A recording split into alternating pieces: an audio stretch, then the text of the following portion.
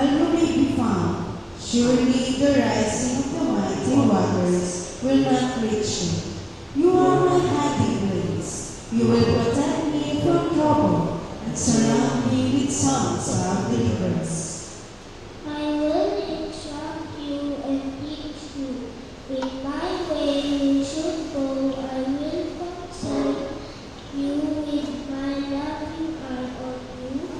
Do not be like a horse or the mule, which have no understanding but must be controlled by bit and bridle, or they will not come to you.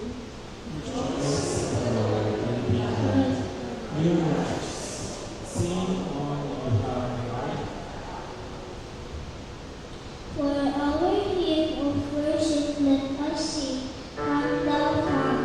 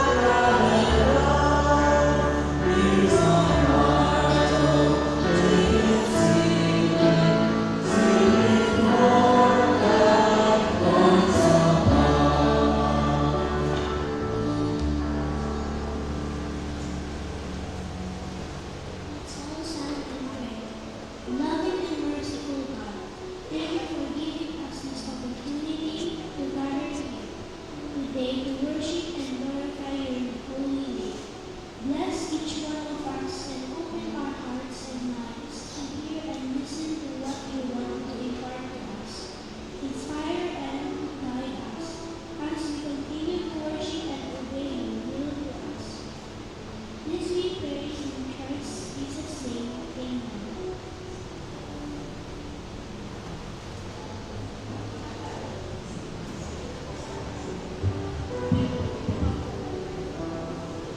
Good morning po. Sabihin nga sa katabi, magandang umaga at welcome sa Sunday ito. So, when I smile, happy National Women's Day po. Today is the culminating of National Women's Day celebration dito po sa ating church. So, muli, itaas ang mga kababaihan. Yan. So, welcome sa ating pananambahan sa linggo ng mga bata or Children's Sunday po ngayon. So, let us welcome ang mga bata sa oras na ito. And sabi nga, let the children come. Do not hinder them because they are the future leaders of our church. So, lagi lang po yung Children's Sunday, but we have to magalak po tayo at sa kanila nananahan ang kaharian ng Diyos. And of course, welcome po natin, nandito si Nanay Feby Wagayan ngayon sa atin. Nakikipanagahan for a long, long time. And of course, kasama niya si kapatid na Lota Puligana. Nandito po siya ngayon. Ayan. Maraming salamat. Nakita ka namin muli, Nanay Feby. Yan, tumayo po tayo lahat. At ibigay natin ang kamay ng kapatiran at sising, let us welcome here.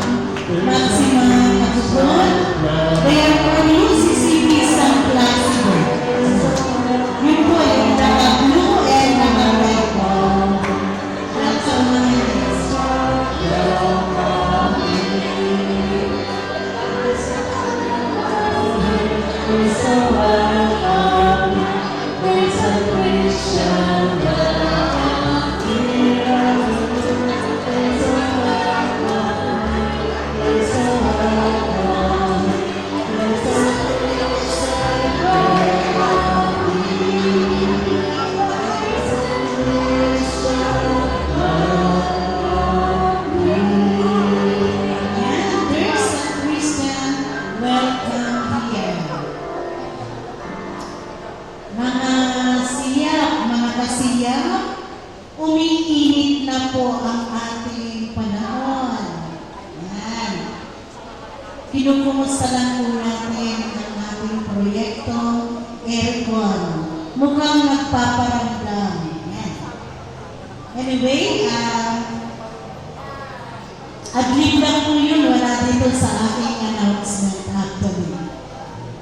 Sa ating mga Easter Sunday kantatang members, sa choir po, Easter Sunday kantatang members, may practice po kayo mamaya after service. Yung mga kakanta lang po ng Easter Sunday, yung mga makakapag-commit po.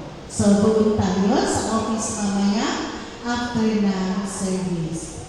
Yan po, may initial na po tayo sa ating Harvest Festival.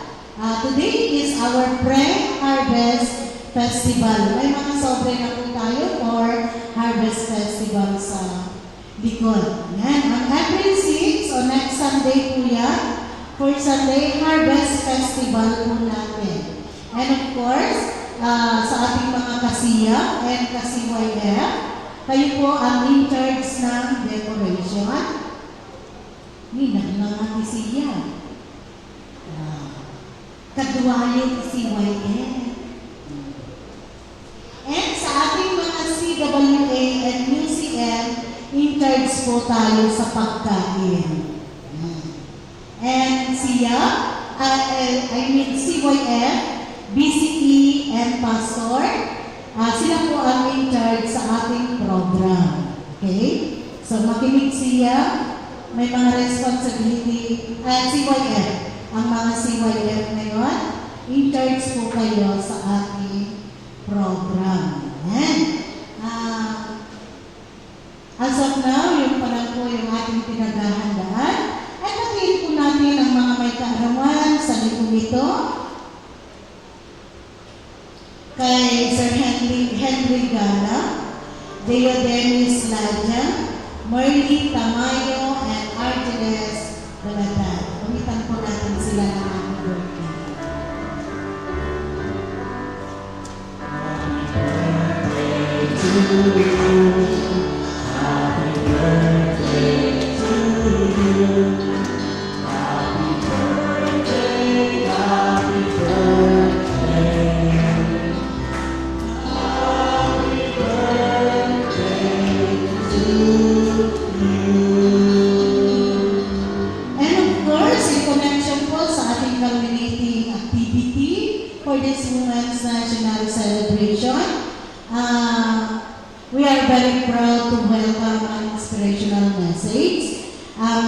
isang CWA dito sa ating church na hindi marunong mag-hindi. Every time na kundingan tayo magsao, awan pa naghindi na. She's always say yes. So, for this, magbibigay siya ng inspirational message through testimony, and we believe that she is a God sent for us today, a woman of faith in person of Sister Nancy Apolonio.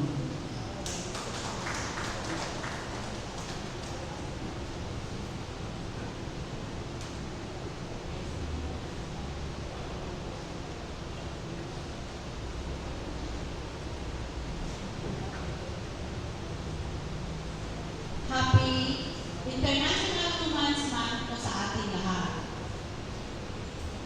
Sana po huwag kayong magsawa sa akin. Kung bakit naga kung sumasagot na ako kay Madam Lisa, kasi yun ay kapalit na kapag tuwing ako ay nagre-request kay Lord, request granted din. Yun ang kapalit. So, pasinsabi po sa mga haligi ng tahanan, pinili ko po ang araw na ito upang kami ang magiging hero ngayon. Anyway, pagdating sa bahay, kayo naman po ang hari. Okay, bilang pagdiriwang ng Women's Month Celebration, meron tayong tema ngayong 2025. So, ang tema niya, babae, sa lahat ng sektor, aangat ang bukas sa bagong Pilipinas. Paano nga ba? Isang hashtag ang ating babasagin. Babae ka, hindi babae na. So kung napansin po ninyo yung pagbigkas ko na babae ka, malakas, very powerful. Meron gustong patunayan doon at hindi babae na. Nakita po ninyo, okay? So ito po, may mga katanungan na ipapakita ko rin sa inyo kung bakit kailangan natin ipagdiwang ang buwan ng kababaihan. Bakit nga ba natin ipinagdiriwang ang buwan ng kababaihan? Pangalawa, paano ito nagsimula? At pangatlo, saan nagsimula? Okay, ngayon, bago natin malaman, marami pa tayo dapat malaman. Pero bago ang lahat, kailangan balikan natin ang nakaraan. Mag-aaralin panipunan po tayo pansamantala. Okay, eto. Ano nga ba ang kababaihan doon? Balik na lang po tayo. Alam natin na ang kababaihan doon, walang boses. Mahina. Nakakaranas ng maraming diskriminasyon at hindi pantay sa larangan ng trabaho at karapatan. Sabi ng tatay ko noon, Nancy, hanggang high school ka na lang. Marunong kang magsulat, okay na yan.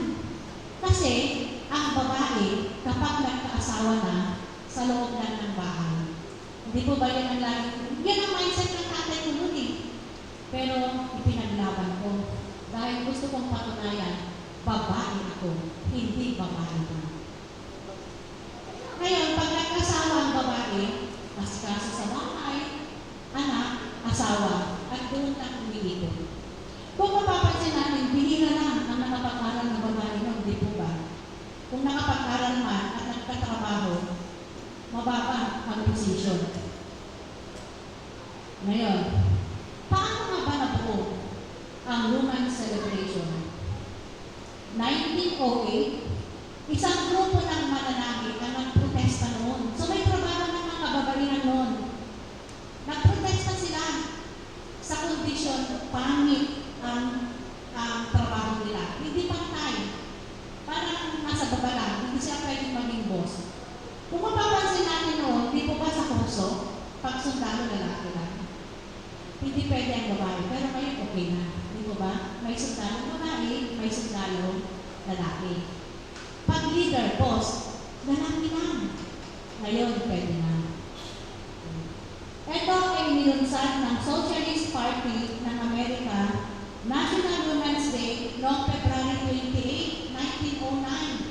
February pala, no? Pero bakit paano napunta sa March? Okay, ito ay naganap sa New York.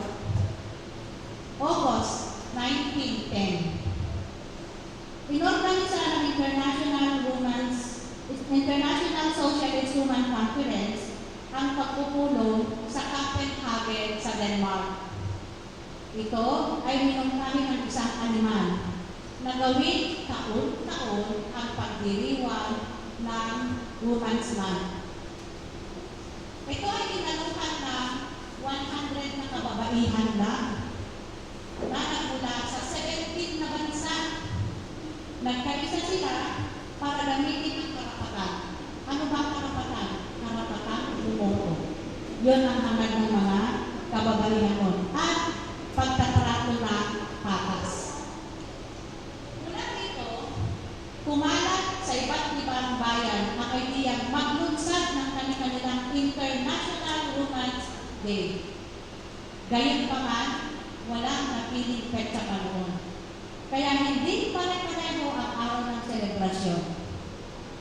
Nagsimula ang taunang International Women's Day, March 19, 1911. At nilaunan na ito ng milyon. From 100, naging milyon na po.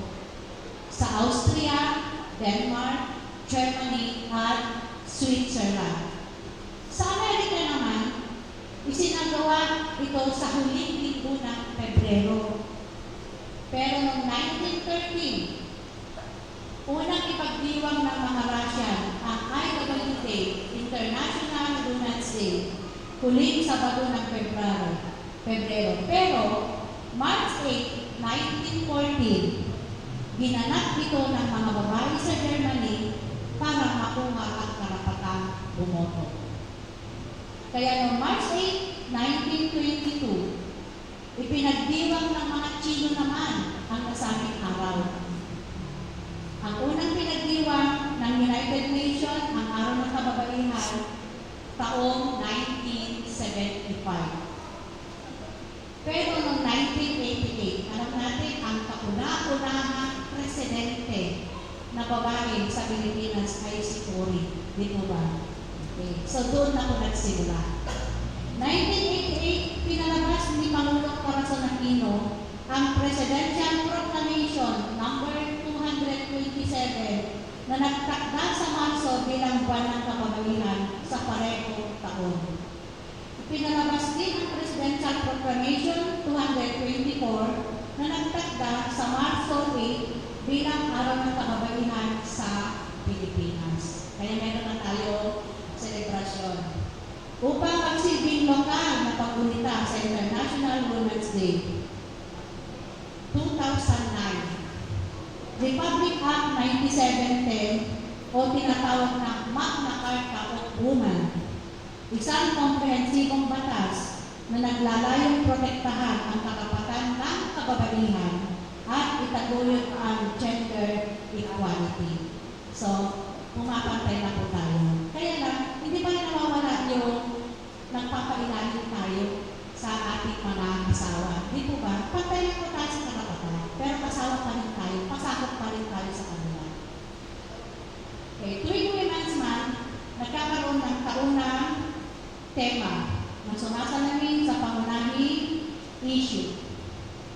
Sa paglipas ng panahon, unti-unting nabago ang katayuan ng kababaihan. May mga leader na kumantay na sa kalalakihan at nahihitan pa ang iba. Masasabing isa na ako sa panahon yun.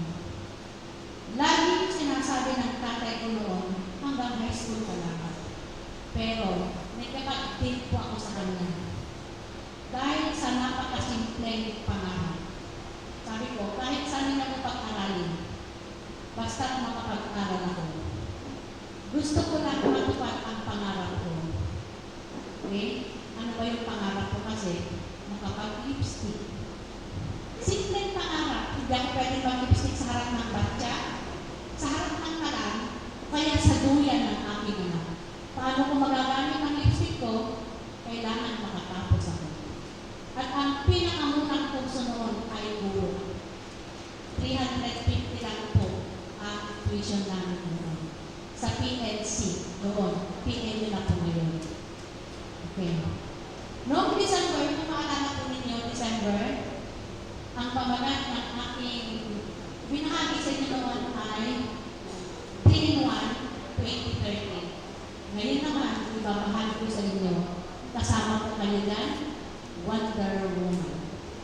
Kung bakit Wonder Woman, Supergirl, at Diamond. Nagkaroon tayo ng maraming papel. Papel sa lipunan. Multitask. Parang tumumpo tayo sa loob at labas ng ating bahay. Hindi po ba? Sinong nakaka-relate po sa akin? Okay, nandyan ang papel natin bilang asawa. Papel natin bilang ina.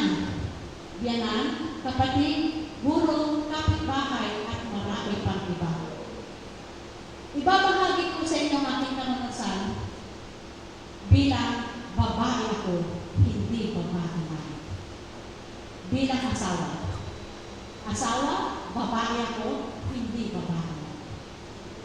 November 8, 1986. Hindi po ba ang sabi ng nangangasal sa akin, pastor, pare, o whatever, sabi niya, ano man,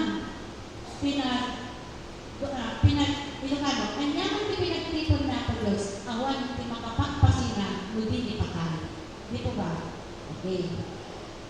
Nagsumpaan kami ng asawa ko na kamatayan lamang ang makapaghihiwalay sa amin.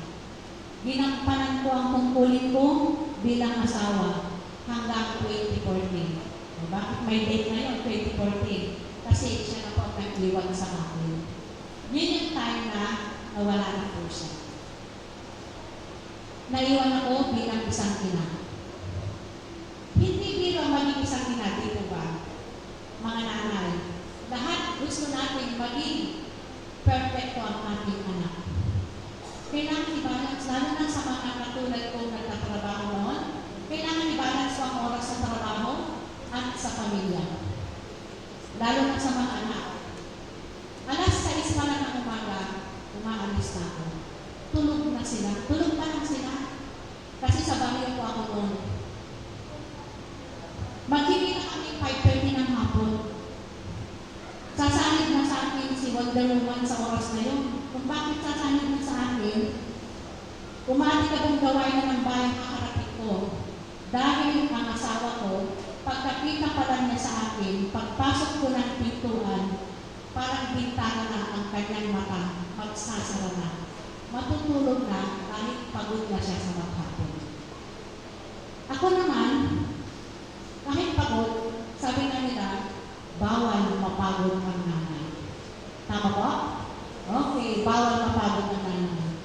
So, nagtitinda at titingin sa mga anak. Yan kasi ang trabaho ng asawa ko noon. May shop kami, konting shop, may konting kantina, at saka ang taga-ayos sa aking mga anak. Kaya, nakikita ko lang anak ko tuwing closing, tuwing graduation, yun lang. Karamihan asawa ko na po ang kasama nila. Ngayon, bilang ina, gusto ko mapabuti ang aking pangalan. Pero second year high school pa lang, meron na po siya GM. Samantala ko noon, third year college, nung nanaging kami ng aking asawa. Stricto ang parent kasi noon. Ngayon, sa panahon ngayon, mahirap pagalitan ang bata. Pag napagalitan natin, lalong maliligo sila ng landas. Isang araw, tanong sa akin ang anak ko, hindi ba susuportahan? Masaya ka ba kapag sinusuportahan mo ko? Yun ang tanong niya sa akin eh. O kaya, pag sinuportahan mo ko sa aking kasiyahan, sa pag naligaya daw siya, susuportahan ko siya. Hindi ko alam eh, masyadong malawak yung tanong niya. Kaya ang ginawa ko na lang, pumikit na lang ako at sabay nanalangin, Lord, samahan mo ako sa hamon ito. Ipinasa Diyos ko na lang ang tanong sa akin ng aking anak. Dahil doon, sinamahan ako ng Panginoon, nakatapos siya ng high school, ng kolehiyo, nagkatrabaho, at sila rin dalawa ang nagkatuluyan. God is good talaga dahil sinamahan niya ako. Hanggang dumating ang panahon, naging single parent ako. Mahirap maging single parent. Nanay na, tatay pa. Naging malungkot ang buhay ko 2014 dahil first time na nagisara ang bahay namin. Sa loob ng 28 years, daming naka-open ang bahay namin. Pag dumarating ako galing sa trabaho, naghihintay ang pamilya ko. Nang mawala na ang asawa ko, picture na lang niya ang nakikita ko, bumubungad sa akin. Sinadya kong itapat yung picture niya sa malapit sa may pintuan para pagbukas ko, naka-smile siya. Napansin niya ng aking bunsong anak. Ang sabi niya sa akin, another na naman nag-request na ng pangalawa kong anak. Sabi niya, Mami, huwag kang mag-aasawa. Kung ang takot mo ay wala kang kasama sa buhay, kami na lang. Kung ang takot mo walang mag-aalaga sa iyo sa pagtanda mo, kami na lang. Muli na naman, na-testing doon ang aking pagiging babae ka, hindi babae na. Pinanindigan ko, ginampanan ko ang papel ko bilang single parent, nanay na nga, tatay pa. Minsan, muling pinatunayan ko ito. Naging matatag ako, nanindigan, at napagtagumpayan ko ang mga pagsubok na dumating sa akin. Maayos na ginampanan ko ang papel ko sa aming tahanan. Ngayon, tanongin ninyo ang sarili ninyo. Kailan kaya ako naging babae at hindi babae? Pero bago ang lahat, meron pong isang tula na babasahin natin. Ngayon, dito natin malalaman yung unang babae at pangalawang babae na. Okay? Basahin po natin na sabay-sabay. Babae ka lang, kaya huwag mong isipin na maririnig ang iyong boses. May paglaban mo ang iyong karapatan dahil sa totoo lang ay pangbahay ka lang. Isang kasinungalingan na kaya mo rin. Oo, dapat lang na nasa ibababa ng lipunan. Huwag mong paniwalaan ang sinasabi nila. Kaya mo makipagsasayan. Sabihin man sa sarili mo na wala kang silbi at hindi totoo, wala kang espasyo sa lipunan. Ngayon, basahin po natin ang kabaliktad. Meaning, magsimula tayo sa baba pataas para maintindihan natin na babae tayo, hindi babae.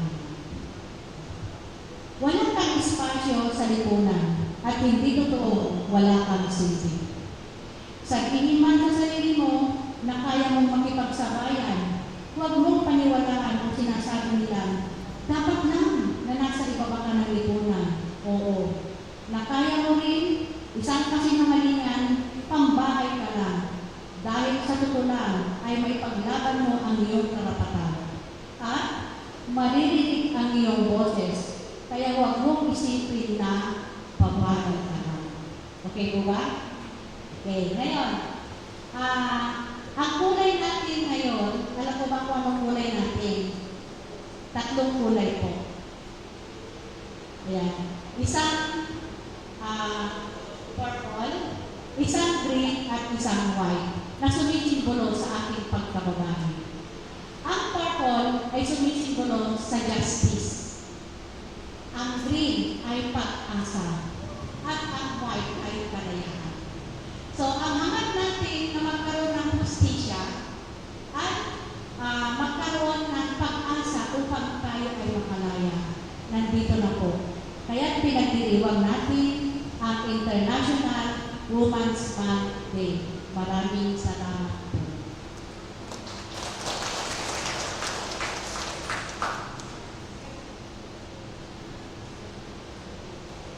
Yan, babae ito. Amen? Sige, minsan pa na-empower kami mga kababaihan mo. Salamat sa hindi mong pag-hindi. Salamat sa laging yes. At tinatawagan po natin ang mga officers ng CWA, lead by Ma'am Florinda Alejandro. Akyat po tayo dito. Yung mga officers mo, the President, the Vice President, the Secretary, the Treasurer, and the Auditor.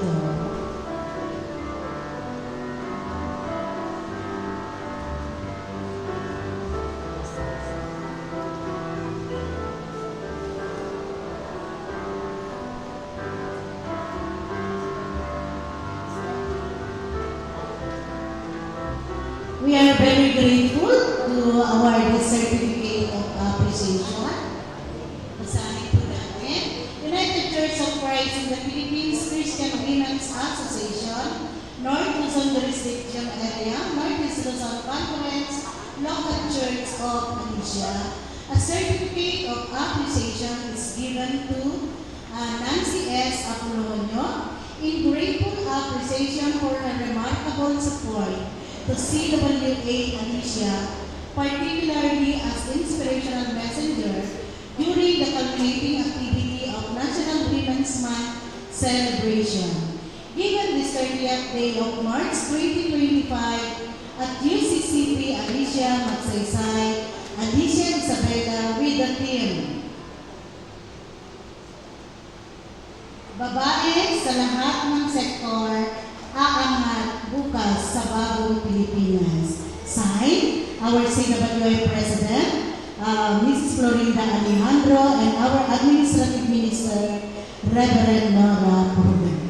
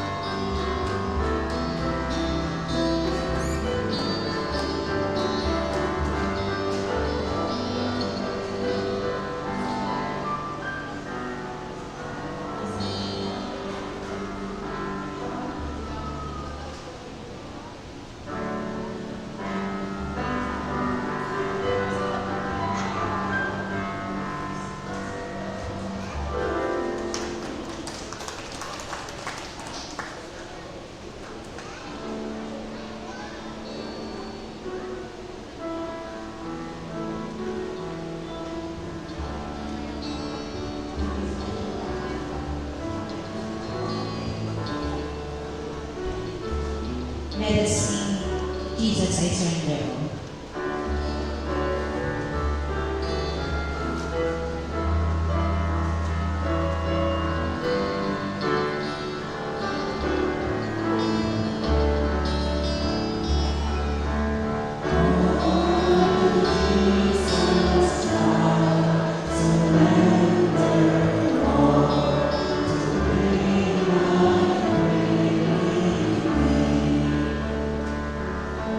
Amen.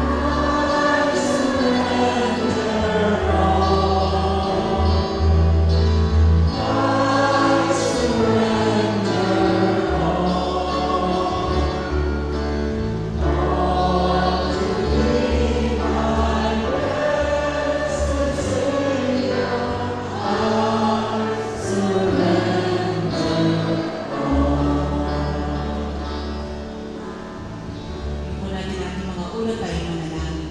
Diyos sa mga pangyarihan sa lahat. Maraming salamat po sa pagsama mo sa amin, sa aming pagsamba, sa aming corporate worship, O Lord. Ikaw nga po yung aming in-enthroned, O Lord Jesus. Kiniklaim namin ang iyong presensya sa mga pangako mong 2 o 3 na nakakatipon sa pangalan mo. Ikaw nga po ay nasa aming kalagitnaan. Maraming salamat po ng dahil dito. Maraming salamat din po sa pagpapaalala na dapat namin isuko ang aming mga buhay sa iyo sa araw-araw na aming gawain, lalo na ngayong linggo, Panginoon, na araw ng pagsamba. Narito ang aming mga buhay, Panginoon, ikaw po ang nakakaalam kung ano ang tama at na nais mo para sa amin ang manangin sa langit.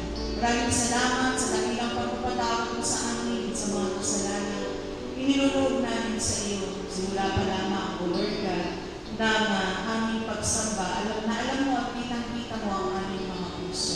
Narito po ito, Panginoon, ang aming mga pagkukulang sa iyo, ang aming pagkukulang sa aming sarili, sa aming kapwa-tao, yung mga bagay na nais mong gawin namin na nakalimutan namin gawin. Maraming salamat po sa pagpapaalala sa amin na ikaw po yung nagmamayari sa amin. Pagpalain mo nga po ang Women's Month, O Lord God. Pagpalain mo nga po ang mga kababaihan sa kanilang ministry, O Lord God, at magpatuloy na samahan mo sila upang maging arm, O Lord God, ng evangelism, ng pagpapakilala sa iyo, Panginoon, at pagtulong sa mga nangangailangan. Bless mo rin po, Panginoon, ang lahat ng mga may sakit, po yung magpapagaling sa kanila, yung mga galing sa ospital, Panginoon, at nasa kanilang mga bahay na pagpalain mo po sila, Panginoon, at tutuloy po sa mga oras nito, at maramdaman nila, Panginoon, ang dakila mong presensya. Maraming salamat din po, Panginoon, sa pagbibigay mo sa amin ng praise, O Lord God, sa amin na buong bayan ng Pilipinas. We are claiming, Panginoon, that the Philippines is for Christ, O Lord God. Alam namin, O Diyos, hindi mo kami pababayaan sa takbo, Panginoon, ng politika, sa lahat ng gawin ito, Panginoon, pagpalain mo pagkawakan. Panginoon, ang mga nais magsilbi sa iyong harapan. Panginoon, pangunahan mo mga po sila. Panginoon, sapagkat hindi naman duwalay talaga ang taong sumasamba at ang taong nagsisilbi sa iyo. Na dapat, Panginoon, ang aming mga puso ay puno-puno ng dakilang pagmamahal mo. Lalo na po yung gusto mong piliin, Panginoon, at maging leaders ng aming bayan. Simula doon sa aming munisipyo hanggang dito sa baba, sa mga barangay na kita. Bless mo po silang lahat, mga SPO, Lord God. Ikaw po yung magbibigay sa kanila ng mabuting buhay upang makapaglingkod sila ng maayos sa iyo. Bless mo po, Panginoon, ang United Church of the Philippines sa damo ito ng Alicia upang magawa naman niya ang kanyang ministry, lalo na sa lahat ng mga nangangailangan for the lost, the last, and the least, O Lord God, ay kami pong may katibayan ng aming mga buhay sa gayon ng pagsimulan. Maraming salamat din po, Diyos, sa pagpapala ng Panginoon sa aming pre-harvest, O Lord God, sa mga mensahe na mananalitay, Panginoon, at dadaloy ang mananalitay sa natin. Maraming salamat po sa blessing. Kung po yung makita, hindi po ang iyong paligid. Pagpalain mo po ang aming mga outreach, ang aming mga panalangin, Panginoon, kung may lang sa iyong harapan at maging mabukusan. Lalo-lalo na po yung mga may special na panalangin, Panginoon, na sa harapan ng nandun sa likod na humihiling sa iyo ng pananagumpay ng kanilang buhay. Maraming salamat po, Panginoon, sa pagdinig ng mga panalangin ito at wala ikaw at wala na iba, Diyos, sa aming kalagitnaan. Maraming salamat po, Panginoon, sa pagmamahal ng hindi na tagumpayan ay sa iyo. We enthrone you, O God, in the name of our Lord Jesus. Amen.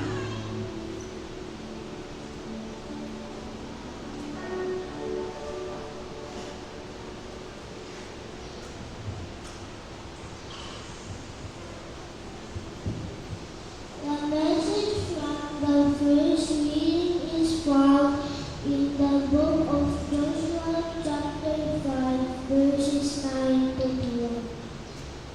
And the Lord said to Joshua, "Today I have rolled away the reproach of Egypt from you." And so the name of that place is called Gilgal. Today, to this day, while the people of Israel were encamped at Gilgal, they kept the Passover on the 14th day of the month in the evening, on the plains of Jericho. And the day after the Passover, on the very day, they ate up of the produce of the land, and grilled cakes and purchased grain.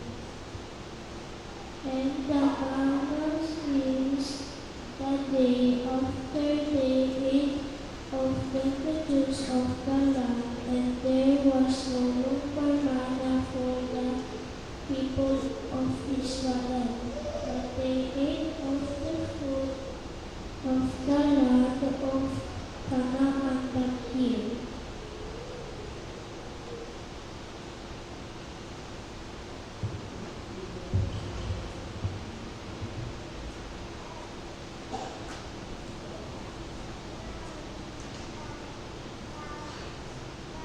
The second reading is found from the book of 2 Corinthians chapter 5 verse 16 to 21, and it says, "Therefore from now on regard no one according to the flesh, even though we have known Christ according to the flesh, yet now we know him thus no longer.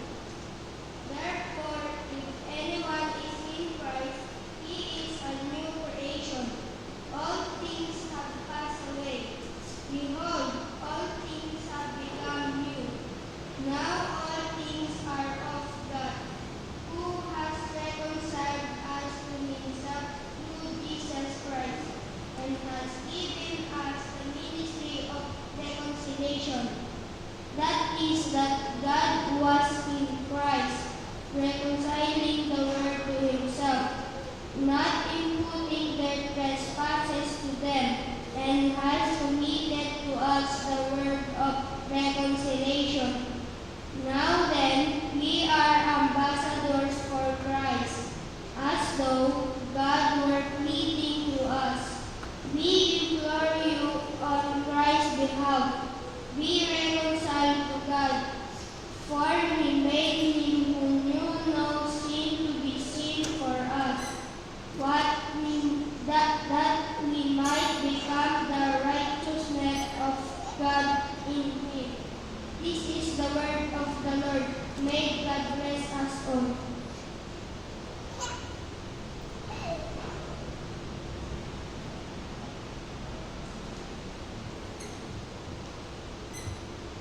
Us all hear the message to song the temple choir.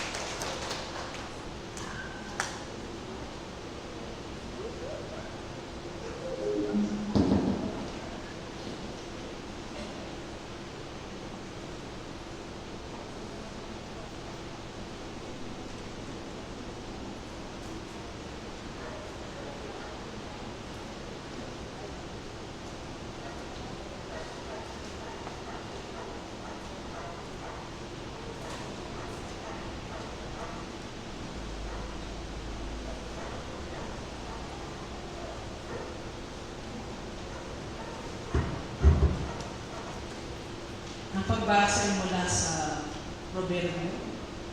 Proverbs 3 verse 9. Honor the Lord with your wealth, with the first fruits of your crops. Puri ng Diyos sa kanyang kasalan. Amen.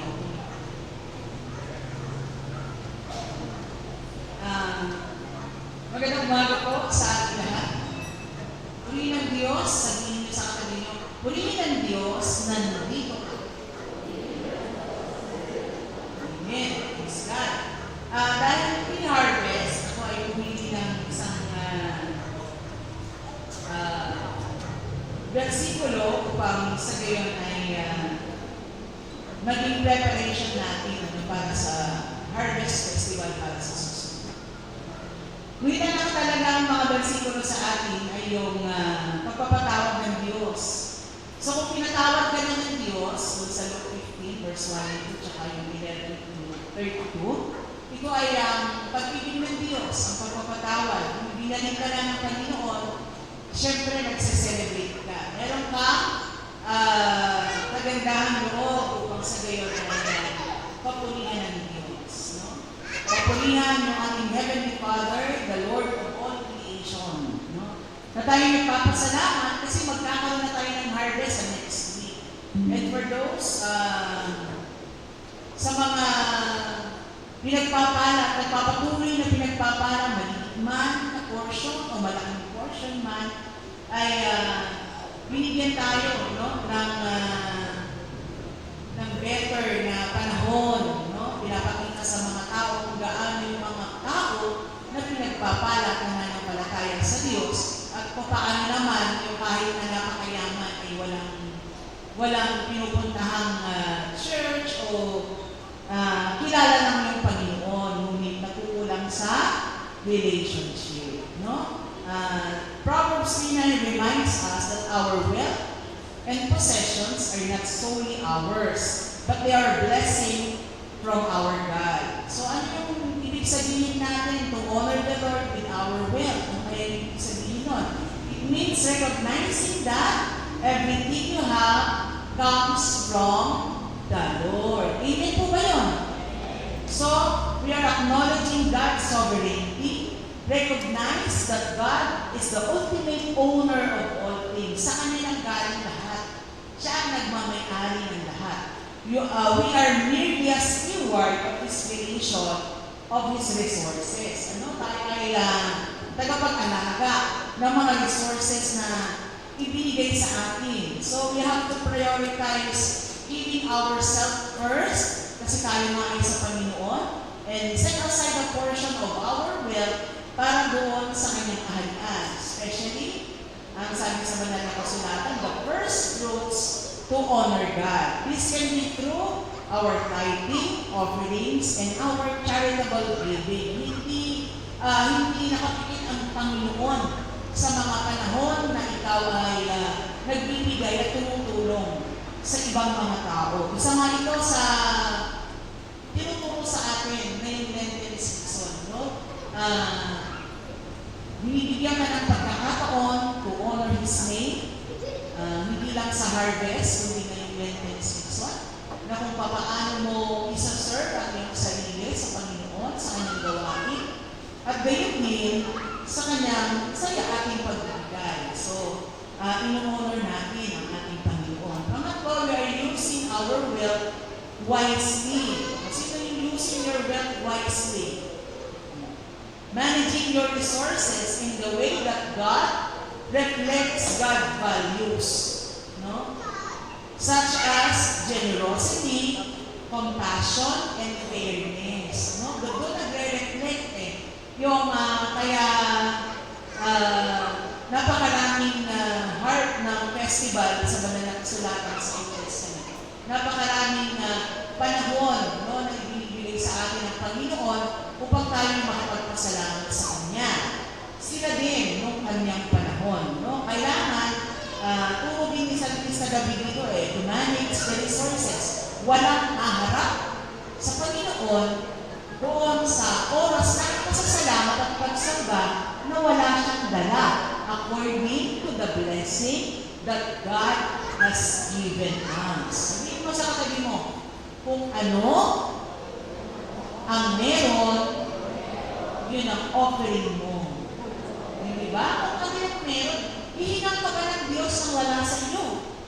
Hindi naman, hindi ba? So, paano natin ito i-apply sa buhay natin? Palagi tayo nagpapasalamat. We recognize the blessing of God that's given us and express gratitude for His provision. May nakakakita man o wala, nagpapasalamat tayo sa Diyos sa mga bagay na ibinibigay sa atin mula sa paggising sa umaga hanggang sa paglubog ng araw. No? Meron tayong pusong nagpapasalamat. Tapos yung ibibigay mo sa Panginoon sa mga araw ng pagsamba, na i-pray mo na, na-set aside mo na. Kaya nga nandun yung natin Harvest Festival na sobre. Iuuwi mo na yon. Hindi ka magmamadali pagka-Harvest Festival na. Nakalimutan mo Harvest Festival. Oo nga pala, Harvest Festival. Alin kaya dito yung sa wallet ko? Alin kaya, ang hirap ang bunutin. No? Hindi ba? Kung minsan. So, mas maganda pag inihanda mo na, ipinag-pray mo na, pinasa mo na sa sobre. Kung natignay ka ni Apo Diyos sa prayer mo, iskelyo mo na yon. Kasi baka yung serve natin kung minsan gagawin natin. Ay, wala nga walang pumasahin si Ibet ko pa rin ang dati. Yung nailagay mo sa sobre. Ang pamasahin, kabayadak damdaman, gana na. Dali, atang. Na, yung gagawin natin, ay pag-pray natin. Yun na yun, pinag-pray natin sa Panginoon, in-offer na natin sa bahay pa lang, yung ating mga offering, kung ano yung gagawin natin, in times ba siya, para makasama ng mga ilalagay ng mga CYF at CYAM, o sa pamamagitan ng sobre na nandoon. Hindi naman namimili ang Diyos Hindi naman tinitignan na naku, mas malaki yung sa kanya, I will bless you more. Hindi naman ganyan Pantay. Pantay ang pagtingin ng Diyos kung ano yung naaayon sa iyong puso. Set aside a portion for God. Determine the percentage of your income, kung meron, kung kaya. Set aside for giving and prioritize is a vital part of your financial planning. So, mas maganda ko, pinaplano, sabi yung sa way ng, ito yung isasalita natin. Seek wisdom in your financial decisions. Ask God for guidance in managing your wealth. Seek advice from trusted financial-wise individuals.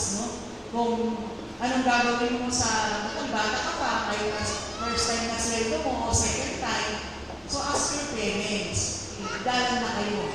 Kasi sila yung mga tagapag-alaga sa atin dito sa lupang ito upang sa gayon ay alagaan at tuluan tayo ng stewardship. O i-ask natin yung asawa natin kung ano yung asawa mo, kung ano yung ibibigay niya.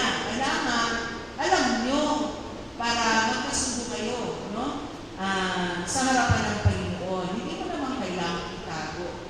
So, para kailangan given from the heart. So, yun ang pinakamaganda bilang isang Christian. Sunod, use your wealth to bless others. Lalo mo yung 10, talagang inaalis tayo ng Panginoon sa pagtingin sa mga bagay na material lang. So, kailangan use your wealth to bless others. Look for opportunities to use resources to help those in need, to advance the kingdom of God. Ang pangangailangan ng simbahan, pangangailangan ng kapwa mo tao, at pangangailangan, at pasasalamat mo na rin, ang pag-aalay mo sa pamamagitan ng mapagpasalamat ng puso. So how do you currently view your wealth and possession sa mga panahon ito? Ano ba sila sa iyo? Do you see them as a blessing from God? Amen? Is there room for increase? Meron ba yun? Kung dati ay ito lang yung kaya, pwede bang mas yung kaya, katulad ng sinasabi ng Korinto? no? Hindi lang tithing, sabi niya, nagbibigay ng sagana, umaani ng sagana, nagbibigay ng kaunti, umaani ng kaunti.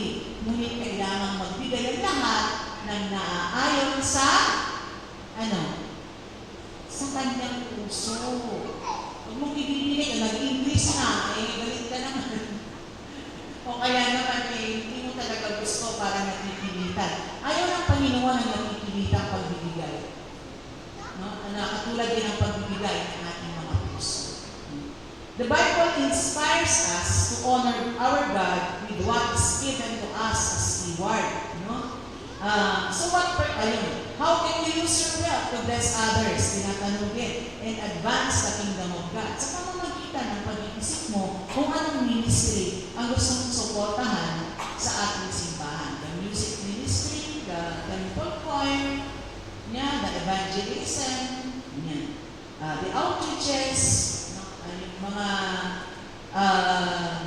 ano ba yung narinig ko nung isang araw, yung feeding, meron pa rin yun. At gagawin natin yun kasi may nakakaraan ay, syempre mas lumuwag na ngayon kaysa nung nakakaraan sa magagawa natin. At meron example sa Bible, no? A simple lad whose heart is after God's own heart. Sino yun? Binanggit ko kanina si David. Isang simpleng binata lang noon, di ba? Hindi naman siya special na tao. Pero nang dahil sumusunod siya sa Panginoon, ang kanyang flock ay talagang, yung kanyang mga alaga ay talagang inaalay niya sa Panginoon. No? Sa bawat araw, simula nung siya'y binata hanggang siya'y naging hari, ay iniaalay niya ang kanyang buhay sa Diyos. At he is always after God's own heart. No? Yun ang revelation sa kanya ng banal na kasulatan. As an example in the Bible, David is a simple lad whose heart is after God's own heart. His heart was full of gratitude towards God. Katulad ng sinulat niya sa Psalm 150 verse 6. David writes, "Let everything that has breath praise the Lord. Praise the Lord." This sentiment is echoed in the Chronicles 16 verse 8, where David says, "Give thanks to the Lord, call on His name, proclaim His deeds among the people." Nakakatuwa yung kanyang pagbabalik ng pasasalamat sa Panginoon dahil sa mga tagumpay na nakita niya, dahil sa mga pagsubok sa buhay niya. Nakagagawa siya ng mga awit, no? Na talagang umiipon ang puso ng iba upang sa gayon ay purihin ang ating Panginoon, no? At itaas siyang palagi. Gusto ko nga yung songs niya doon sa nagkasala siya. No? Na talagang lumapit siya sa Panginoon at siya rin at wala ng iba. Yung pinagsabihan niya ng "Create in me a clean heart, oh God." No? Sa salmo. "And renew right spirit within me. Cast me not away from Thy presence, O Lord. And take not Thy Holy Spirit from me." Sabi niya, "Restore unto me the joy of my salvation, and renew right spirit within me." Mapalayunan, magkasalaman. Laging gusto niya to restore yung kanyang katatayuan, no? Sa harapan ng Diyos.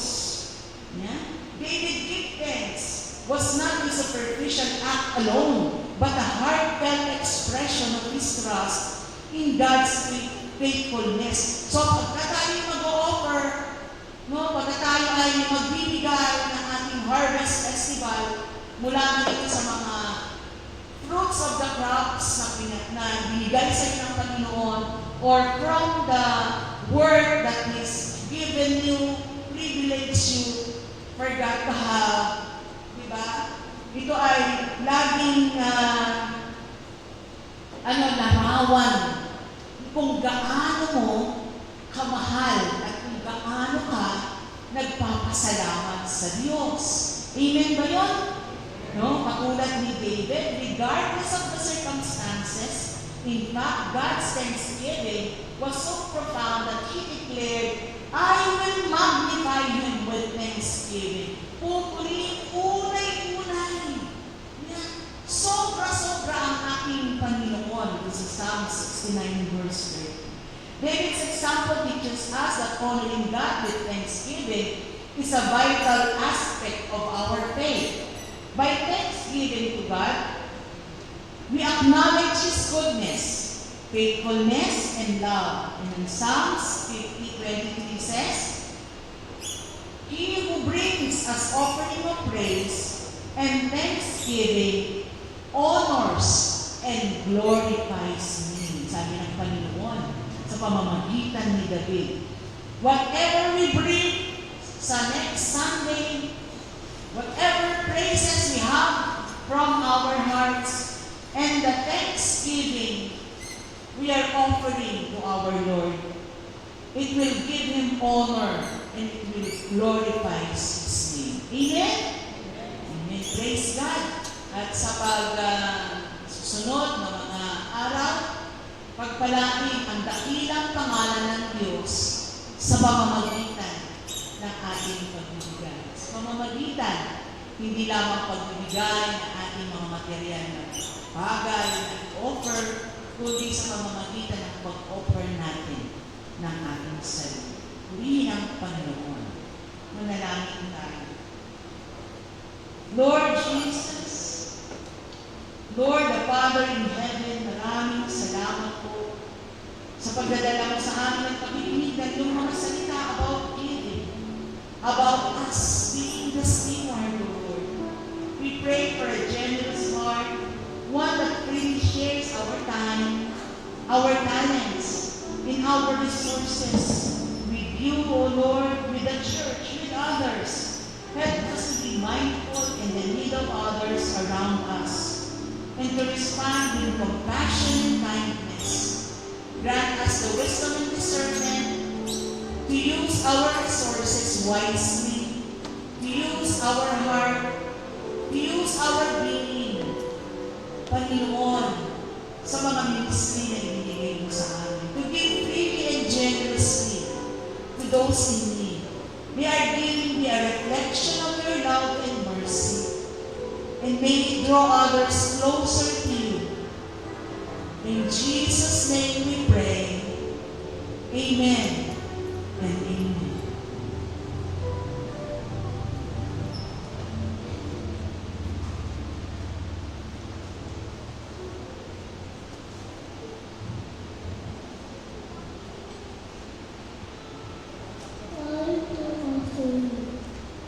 Each of you should give what you have and decide within your heart to give to reluctantly or under compulsion for God. Love a cheerful giver, and God is able to bless you abundantly so that in all things at all times having all that you need, you will abound in every good work. Brothers and sisters, let us honor the Lord with our offerings.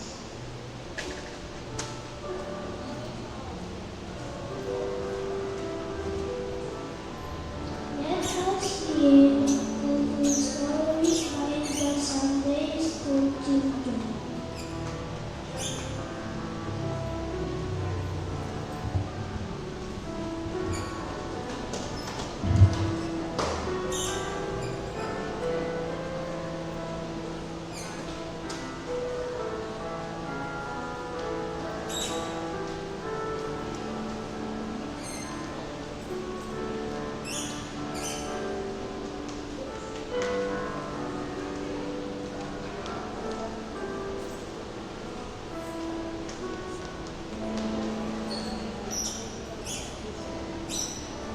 With CYF and CF.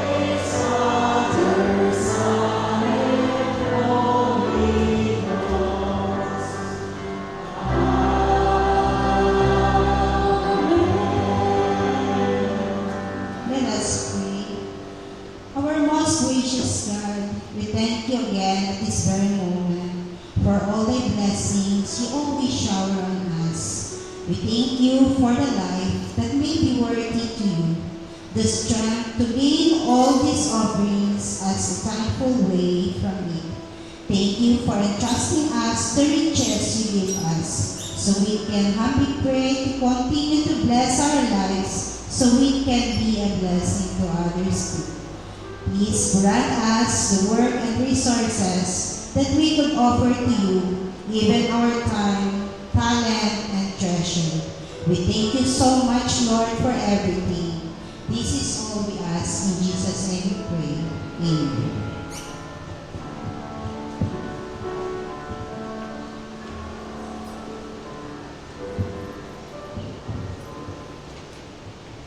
Let's sing our hymn of commitment.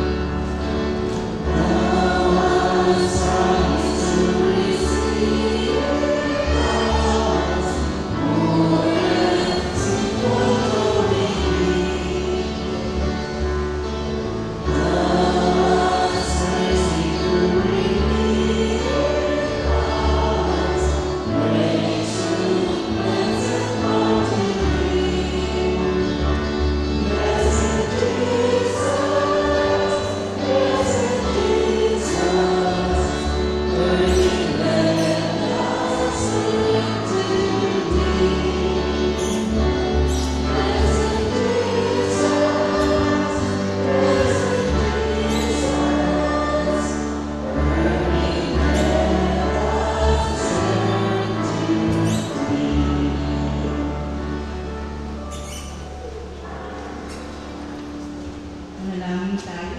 Una natin ating mga ulo. Maraming salamat po, Ama namin sa langit, sa pagsasama-sama sa amin. Tinataas namin, Panginoon, pinoproclaim namin ang iyong greatness, O Lord God, our God and our King. We thank you forever and ever, O Lord Jesus. Every day we will thank you, Panginoon, sa harapan ng mga taong kilala namin, sa harapan ng mga taong nais upang makakilala sa iyo, sa aming buong pamilya. You are great, O Lord, and beyond understanding, O Lord Jesus, ang dakilang pag-ibig mo para sa aming lahat. Hayaan mo po, Panginoon, ang aking mga kapatid ay magkaroon ng katapangang salitain ang iyong glory, ang iyong majesty. Pakita, Panginoon, na ikaw ang aming tunay na Diyos, na nagbibigay sa amin ng kalakasan, na nagbibigay sa amin, Panginoon, ng iba yung katalinuhan. We are offering our lives to you. We are dedicating our lives to you, O Lord God. Maraming salamat po sa paghawak mo sa amin. Dahil mo po may kaligtasan, Panginoon, sa pagpili ang aming mga kapatid. Ingatan mo po ang manalong sa langit hanggang makabalik kami muli, Panginoon, at itaas ang dakilang pangalan mo sa Harvest Festival, O Lord God, Father in heaven. Ang mga pamilyang kanilang dadatnan, Panginoon, maging blessings ang mga kamay ng aming mga kapatid. Hihingin po nila ito at ipapanalangin, Panginoon, sa kanilang mga mahal sa buhay at sila'y makakaranas ng dakilang kaligtasan, dakilang pagpapagaling na nanggagaling sa iyo. Tinataas ka natin, pinapasalamatan, Panginoon. Ikaw po ang maghari sa buhay namin sa buong isang linggo na naman at ang iyong mga salita ang aming magiging sword, O Lord God, the sword of your Spirit, O Lord Jesus, be with us. Be with us, Panginoon, para makapagtagumpay kami sa victory in our lives, O Lord Jesus. Maraming salamat po, ang manalangin sa langit, sa pangalan ng aming Panginoong Kristo. Amen. Amen. Tanggapin niyo ang pagpapala na nagmumula sa Diyos, ang kalakasan ng pananampalataya, ang tapang ng pagpapahayag ng mabuting balita ng ating Panginoon. Sa ngalan ng Ama, ng Anak, at ng Espiritu Santo. Amen.